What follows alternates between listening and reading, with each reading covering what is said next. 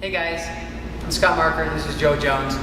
Hey, as I mentioned in other videos and other times, my game is really simple. I have a lot of hours on the mat, a lot of years, excuse me, but not a lot of hours. So my game is really simple. So I always say I teach sophisticated basics, meaning advanced basics, meaning that a lot of moves you've seen before, I'm just trying to always figure out ways to do them better. Not 6 different moves, but 6 different ways to make the same move better. So, for example, here's a leg lock. Everyone see this leg lock before. Here's some little subtle details I do different. Is a lot of people, when they go for the leg lock, they fall straight back, and in the first UFC, you see a guy that fell straight back like this, and then the other guy, one of the first escapes you learn in jiu-jitsu is the guy rolls right up on you.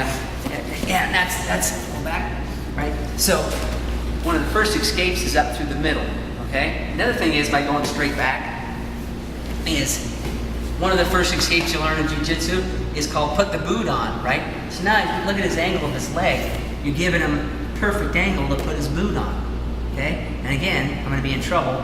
He'll come right up escaping on me. I'm gonna be in trouble.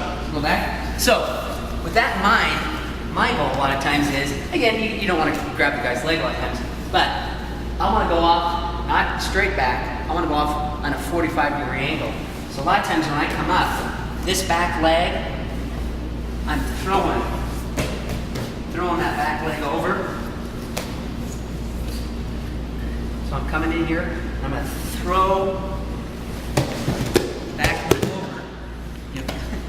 Throwing that back leg over to try to create this angle to get a bend in his leg here. Okay, so I'm going way over this way. Now, when I teach it, I don't even teach it grabbing on at first like this. Okay, and if you do grab like that, just like I taught a rear naked choke in another video, have your hand like this. It's a much better grip than just having like this. If I do grab, I'm gonna grab like this. But when I first teach it, I don't teach people to grab it because again, the mistake is squaring your shoulders up to your opponent and going parallel again. So I teach it, get through to here, just having it on my tummy, and look at the mat. I'm looking at the mat. I'm not looking at him. As soon as you look at him, I start to square up again. Okay? So, also, one of my favorite things is to put my feet not out to here so he can throw it off or heel hook me or do something mean to me, right? Come into me, right? My thing is if you go off to the proper angle, looking at the mat, look how much easier it is to fish this foot into here.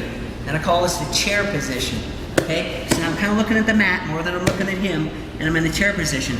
I'm not straight out. I want to be in the feet in, crouched, like this. Now, here's a big mistake a lot of people make is they look behind themselves as they're going to tap the guy, right, like this. That'd be just like doing an arm bar, throwing your head on the mat, and then trying to pull in his arm. Now, when you go back, you're going to try to bring it all together. So the same with the leg is looking towards the mat. And I always have an analogy. If I have a steel cable attached to my forehead, to right here, to my wrist. And so when I start going, when my head moves back, my hips are going forward and my wrist is attached to my head. So it goes all at the same time. Versus this, the tap doesn't start until I'm clear back to here. Much better leverage. All curled up here in a chair position, looking at the mat. And now, when I go back, it doesn't take much and he's going to be tapping. Versus again, doing this. Throwing your head way back. A lot less leverage and you're extending yourself out. So come in here, so one more time. So you're coming up, trying to keep yourself in. A lot of times I'll just throw myself over this direction, fish this in, looking at the ground here, looking at the ground. And you can grab your wrist. A lot of times I don't even grab my wrist. Looking at the ground right to here, keeping nice and tight. Now again, this goes over here and fishes in here good. I'm hiding my feet so he doesn't escape or try to put me in reverse heel hook or something. I'm looking at the mat, and nice and tight. I might even shuffle out just a touch to get a little deeper on the Achilles tendon here. Keep it nice and tight and lean back. Hope some of those details helped you out, guys. Again, sophisticated basics. Thanks a lot.